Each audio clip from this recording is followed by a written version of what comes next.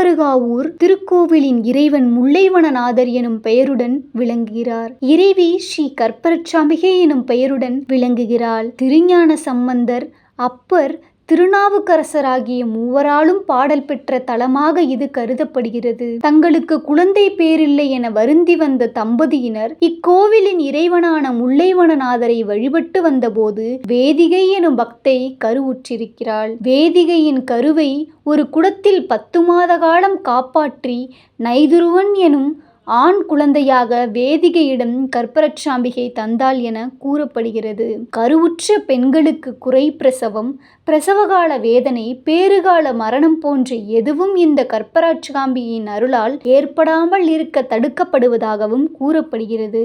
வேண்டுதல் நிறைவேறி நல்லவிதமாக குழந்தையை பெற்ற பெண்கள் இக்கோவிலுக்கு வந்து துலாபாரத்தில் எடைக்கு எடை தானியங்கள், வெல்லம் போன்றவை காணிக்கையாக அளிக்கின்றனர். இனிப்புகளை படையலாக வைத்தும் தங்களின் நன்றியை அம்மனுக்கு தெரிவிக்கின்றனர். குழந்தை வரம் பெறுவதற்கு கற்பரச்சாம்பிகை திருக்கோவிலுக்கு சென்று ஆசி பெறுங்கள்.